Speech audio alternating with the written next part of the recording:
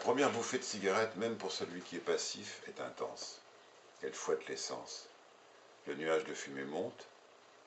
S'il est traversé par la lumière du soleil, d'une lampe, d'un projecteur, il donne cette épaisseur à l'espace qui facilite les jeux de lumière dans les vieux films en noir et blanc.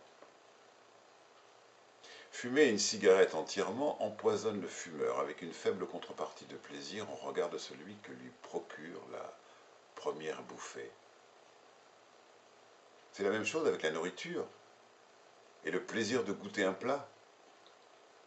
Les vraies saveurs sont liées à la première bouchée, souvent volée. La cuisson est alors à sa maturation et le plat atteint ce point d'équilibre qui est un moment d'extase. Le repas en considération de cette première sensation gustative est souvent décevant. Celui qui grignote toute la journée est peut-être à la recherche d'une succession d'extases par la multiplication de ces bouchées volées. Ma tante Geneviève fumait des cigarettes américaines. Les boîtes précieuses qui les emballaient avaient un volet sur le dessus qui basculait pour accéder aux cigarettes.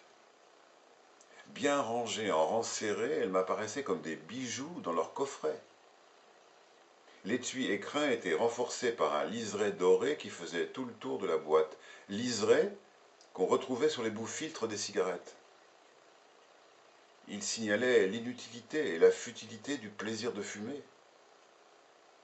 Ma tante laissait toujours les traces de son rouge à lèvres sur le papier de ses cigarettes. Je les observais attentivement quand je récupérais les cendriers pour les vider. Et comme elle n'avait pas cette habitude qu'ont les fumeurs d'éteindre leurs cigarettes en les écrasant au fond du cendrier, les bouts des cigarettes américaines de ma tante Geneviève étaient intacts. Elles s'éteignaient, toutes seules, abandonnées en équilibre sur l'encoche des cendriers. La trace de son rouge à lèvres sur les bouts-filtres était précise, comme une empreinte. Elle était rouge vif au lieu d'être noire. Pour les cigarettes abandonnées par ma tante dans le cendrier, on ne pouvait pas parler de mégots. Les mégots, c'était dans la sciure, au pied du zinc des bars et cafés populaires qu'on les trouvait. C'était souvent les restes de cigarettes roulées, et quelquefois avec des feuilles de maïs jaunes.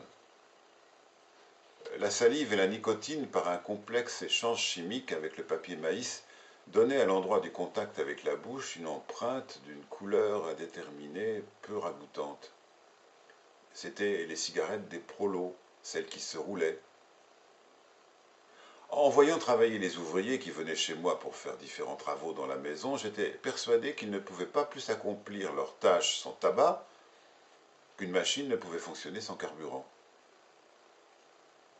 Quand les cigarettes étaient posées entières sur l'oreille, après avoir été préalablement préparées, puis roulées, c'était la promesse de fumer.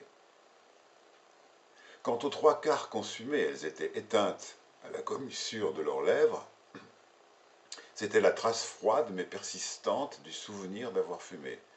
Et quand je les voyais rallumer de si petits mégots avec le risque de se brûler les lèvres et même le visage, car ils approchaient bien près la flamme de leur briquet, j'étais bien confronté au spectacle paradoxal de la jouissance ordinaire. Les humbles, les pauvres sont sans cesse dans cette économie de la jouissance qu'ils distillent pour la prolonger. Quand sur le chantier les manœuvres mangent leur casse-croûte, c'est sans précipitation. Ils le mâchent longtemps. Ils sont recroquevillés dans un coin, penchés au-dessus de la gamelle. Pour jouir de leur repas, ils se lovent dans leurs sensations. Ils sont semblables aux chiens qui se retirent à l'écart pour manger tranquillement. C'est agréable de manger avec les autres. La convivialité liée au repas est indéniablement un plaisir. Mais c'est une jouissance de manger seul, le corps penché sur l'assiette en silence, ou bien en écoutant la radio, ou bien en regardant la télévision, le corps tout absorbé par la nourriture. Quand adolescent, j'avais pris goût à manger ainsi, dans une distance la plus courte possible entre mon assiette et ma bouche. Mon père lançait cette phrase « Ne mange pas comme un chômeur ». Je me retirais alors de mes sensations et me redressais lentement. Peut-être mon père me disait-il « Ne jouis pas ». Il m'empêchait aussi de faire du bruit en mangeant. C'est inconvenant de signaler ainsi le plaisir que l'on prend à se nourrir. Le seul bruit que les règles du savoir-vivre tolèrent est le lancé en voyant arriver le plat fumant ou émis à la première bouchée pour manifester son contentement à ses hôtes et les remercier. J'avais du plaisir à dresser la table du dimanche avec la nappe blanche encore immaculée au moment de mettre le couvert. Je caressais le métal argenté et lisse en me posant toujours la même question. La fourchette se met-elle à gauche ou bien à droite? Alors je mimais les gestes de couper un morceau de viande. Le couteau se retrouvant dans ma main droite, je posais donc le couteau à droite de l'assiette. La fourchette étant dans la main gauche, je posais la fourchette à gauche. La cuillère, c'était facile, elle s'utilisait toujours toute seule. Je la mettais à droite. J'avais un de mes frères gaucher. Je n'ai jamais eu l'idée de modifier la place des couverts pour lui. Tant pis pour les gauchers.